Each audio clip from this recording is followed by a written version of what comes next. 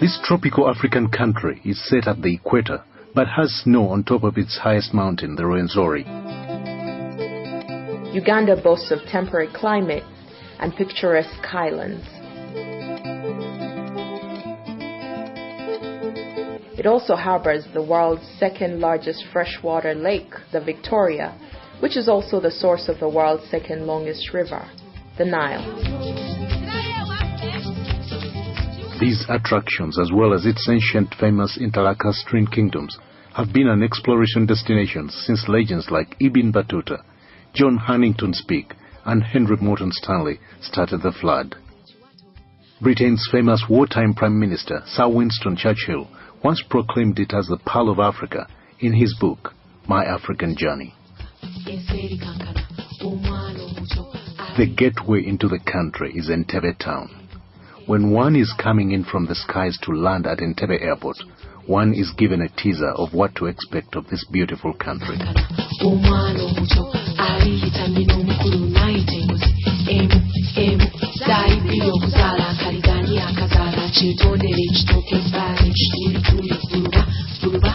There is little wonder that this picturesque town was once the seat of the colonial government.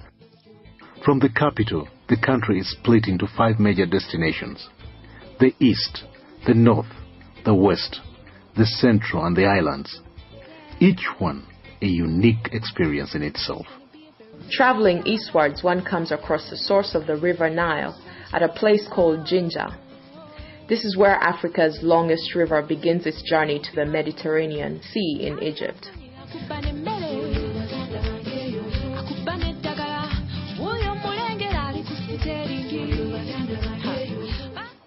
There are boat rides on the Nile, taking in the beautiful landscapes on the banks of the river. There are rapids further downstream, which are a major destination for whitewater rafters at Bujagali.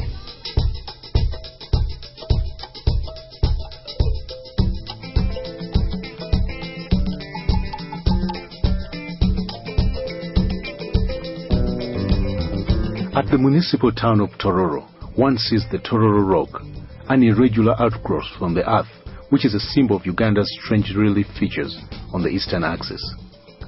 However, the Tororo Rock is quickly dwarfed by the Elgon Mountains as one goes further east. The Elgon Mountains, complete with wild animals, are a popular destination for nature lovers. The Bamasaba people who live on the mountains add a colorful backdrop to the scenic beauty found there. They grow bananas as a staple food and eat bamboo shoots in a vegetable delicacy known as kamalewa. They also grow one of the world's best coffee brands, known as Arabica coffee. This type of coffee is only found in a few places in the world, which include the Elgon Mountains and the highlands of Ethiopia. Tourists with an interest in coffee production visit this area for further knowledge and research on how coffee makes its way from the earth to the consumer's cup.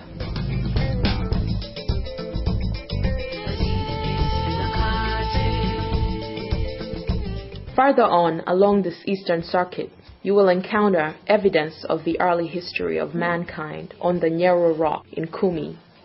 The people who now live there are known as the Iteso, a cattle-keeping people. The east is a journey into African heritage. Moving more northeastwards, one encounters the Karamojong people, whose passion for cattle is very intense.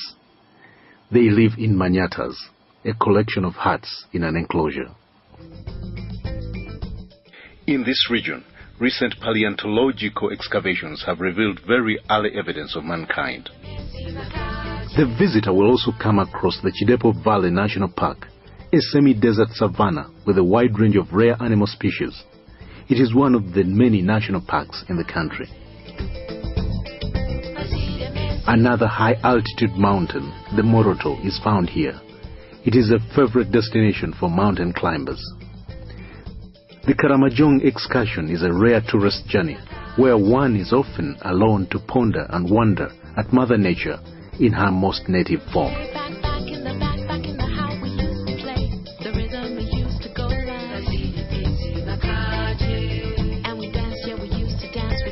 The western part of Uganda is one beautiful wonderland.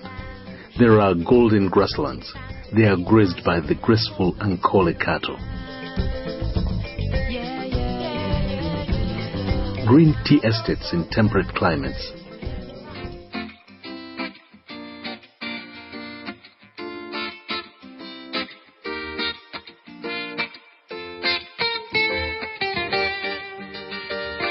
Undulating hills with terraced gardens. Thick tropical rainforests.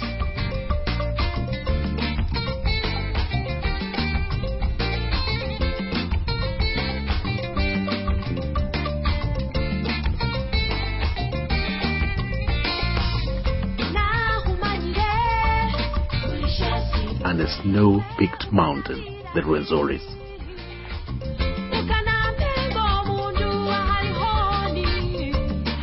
A journey to the west is an enchanting trip in flora and fauna. There are game parks, game reserves, and forest reserves in this region. 2.5 hours away from Kampala, one begins to see the wild animals. Lake Mburo National Park is home to the zebra, that beautiful horse-like animal, so tasty to the lion. There are also numerous antelopes and bucks.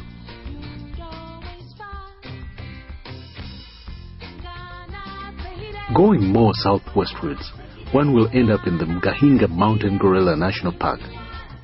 And here you will climb the Mgahinga mountain ranges, which will be a delightful physical exercise and a walk through varieties of beautiful plants growing in a very cool environment. But the biggest trophy here is the mountain gorilla. Many visitors here come to track the rare mountain gorilla, which is found only in this part of the world. Veering northwestwards is Bwindi Impenetrable Rainforest, another habitat of a few remaining mountain gorillas. It is a totally different experience here.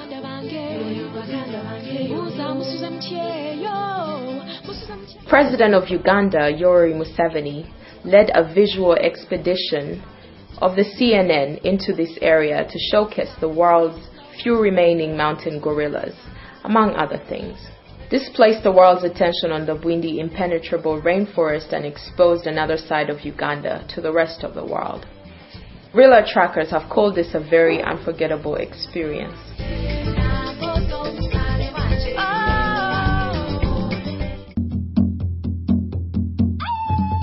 In southwestern Uganda, we come to Lake Bunyonyi, Uganda's deepest lake. A boat ride on the lake is an unforgettable experience. A picturesque and colorful sight of terraced Chigezi hills give the visitor a sense of living of a lifetime dream of encountering a perfect terrestrial beauty. Bird watching on the shores of the lake is a bonus for the visitor. Going on more northern, one passes through villages choreographed with banana plantations and long-horned cattle. Within this backdrop are beautiful crater lakes, a result of early earth movements and volcanic activity. One can take a boat ride or sit by the banks of one of these lakes, which will bring forth an immediate sublime feeling.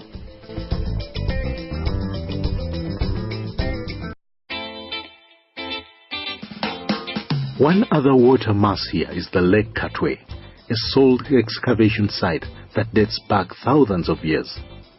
It is evidence of a great salt industry and trade that stretched all over the entire interlacustrine region.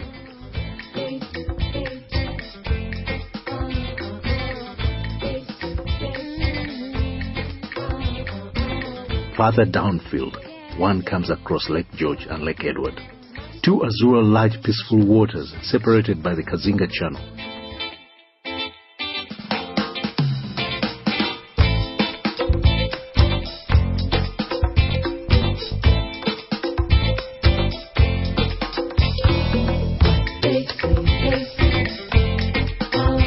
Here one can go fishing on a canoe, which is the main occupation of the people who live around the lakes. It is at the edge of these waters that one enters Uganda's second biggest national park, the Queen Elizabeth National Park. Once inside the park, The huge array of animal species will parade before you in their natural casts, some stopping to stare at the intruder with curiosity.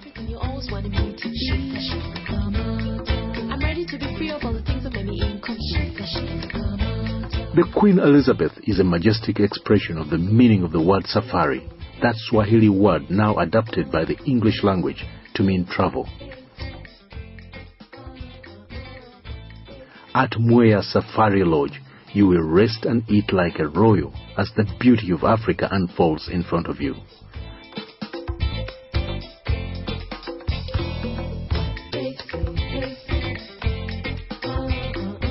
Going on more westward, you'll cross the equator once again and face the Rwenzori mountain ranges.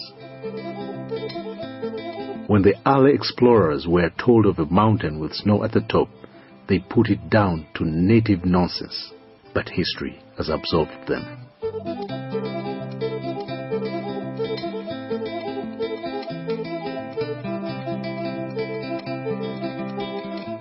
Thousands of mountain climbers have made their way to the Margarita Peak, where it is always snow, as in the polar regions of the world. Making one's way to the top is a feat in itself. Going through a breathtaking hazardous terrain of numerous ecosystems which goes through the dense montane forest to the snow-covered peaks. Along the trail, one will see unique vegetations, glacier river primates, and wonder features such as gorges. It is like a summary of the earth here, and this is what has attracted famous people to the Rwenzori. One of them, the Italian Duke of Abruzzi, took photographs in 1906 and wrote a book that was to make the Rwenzori world famous. But the Rwenzori did not have to be announced to be famous, because it is the third tallest mountain in Africa. At its foothills is a vast expanse of natural rainforest, complete with chimpanzees, monkeys and baboons.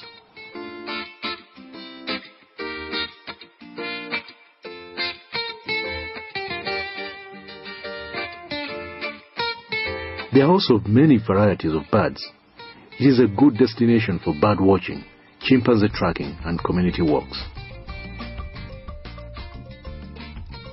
Still in the west, one can go on to reach the Semliki River, a meandering wonder. And then there are the Sempire Hot Springs, a 2-acre of bubbling steam from underneath the earth.